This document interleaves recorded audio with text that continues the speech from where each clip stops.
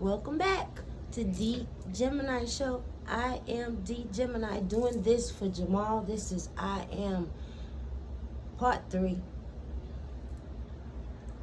Thank you for being here, everyone.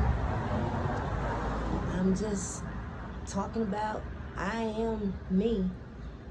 And this is Part 3. Today I want to backtrack a little bit, talk about my dark place.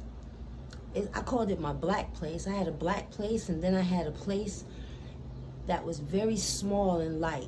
These places were in my mind, have always been in my mind, and that black place, that's a place where I used to go where I didn't feel anything. I would go to that black place and I could basically do anything. Anything was possible in that black place. When I say anything, I'm talking about I found a lot of strength there. I found so much strength in my black place when I felt like, like I didn't belong or I was afraid for any reason. I go into my black place. It was like a cave, I guess, where I couldn't be seen and where I got a lot of power, a lot of strength. And then I've always had this place in my mind where I can go. It's very light and I can see anything I want to see. I can ask for anything that I want. I can ask a question and get an answer from that light place. It's very small. It's like a pinhole. I have to search for it, but I got really good at finding it, and people, when I was young, I'm talking about 2, 3, 4, 5, I'd know things all my life. I would know things and they say, how do you know? I don't know how I know. I would say I asked. Who did you ask? I asked myself. I went inside, I would say, like, what time is it? 3:30. It's 3:30. How do you know?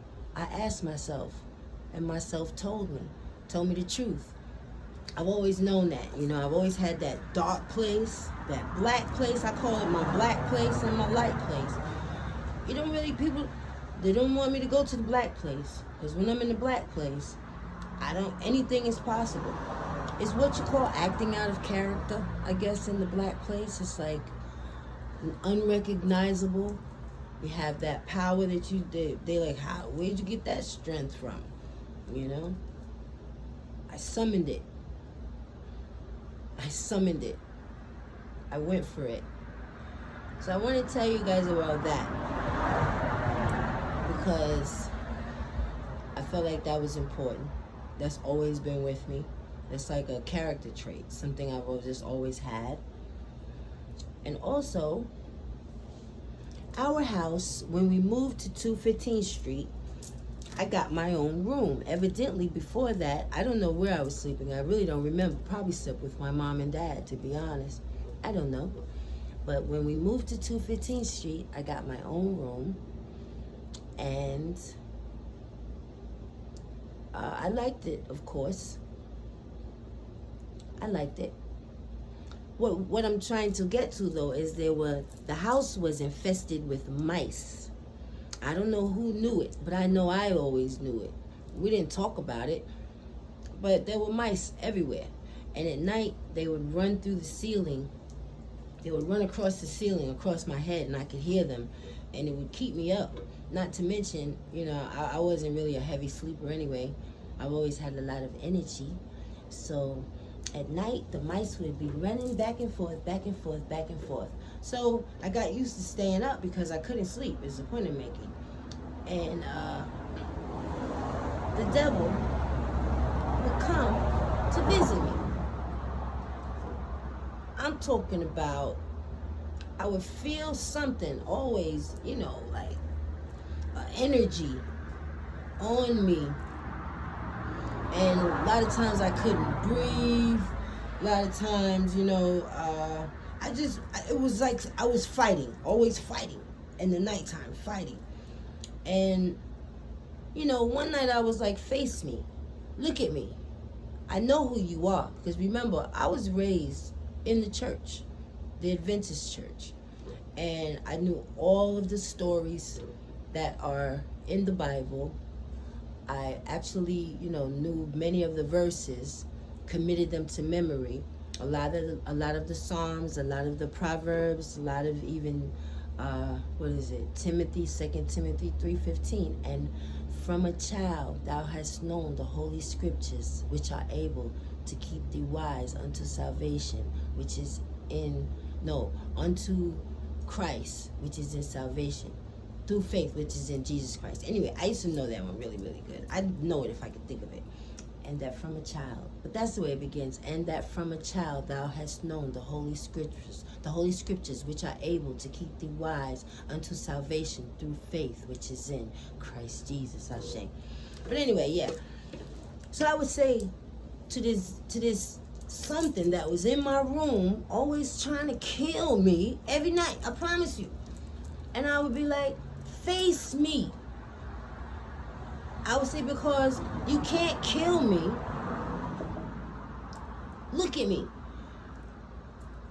And it would come into my right here, to my face. Something. It was dark.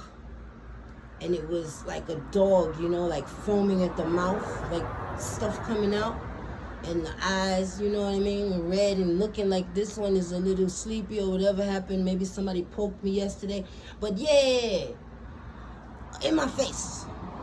And I be in the face. What are you gonna do? You're a coward. You are a faggot. I'm not scared of you. And I would argue with the devil, face to face, mano a mano. Until the devil got tired, because it seems like I never did. I don't know how long it went on or when it stopped or whatever. Also, when I was young at night, I would go places. I never really knew where I went, you know what I mean? And this started when I was maybe a teenager, 12, 13. When I would go to sleep, it's like I would go places. I would be with people that I did not even know, I would be watching, and all my dreams, I've always had this one recurring dream ever since I can remember. I might have been 4, 5, 6. I was little, but I've always had this dream that someone was like it was like everybody was trying to get me. Not everybody, but there was a group of people that was trying to get me in this dream. And when I say trying to get me, I mean trying to capture me. I knew that they wanted to, contain me. Let's say jail me, house me, whatever. They were trying to get me. I was running. In my dream, I was running. It was nighttime. I'm running. I'm in New York City. I dip down into the subway. I'm naked. I don't have on any clothes. I'm in the subway. There's, I'm guessing hundreds of people, but lots of people milling around. And there's people, look like soldiers, maybe police, maybe army, what do they call them, National Guard or something, but armed. Look, they're men with uniforms. They're dark. And they have guns drawn, out, like rifles, all of this stuff out. And they're looking for me. They're hunting me throughout the train station, the subway station. They're not looking for nobody but me. And I'm standing behind the subway pole. The poles, everybody's seen the pole. I'm hoping all around the world you've seen subway station poles. They're not very large. And I'm standing behind it naked. And the men go right past me. They can never see me. And then I get up out of the subway and I'm running. Next thing you know, whoop, I leap and I'm flying. And I'm watching. And I'm always safe. And that's my recurring dream forever. I've always had that dream ever since I can remember. as well as I have other recurring dreams. But that's like the first one that, you know, I can remember having, that told me that I am. Later.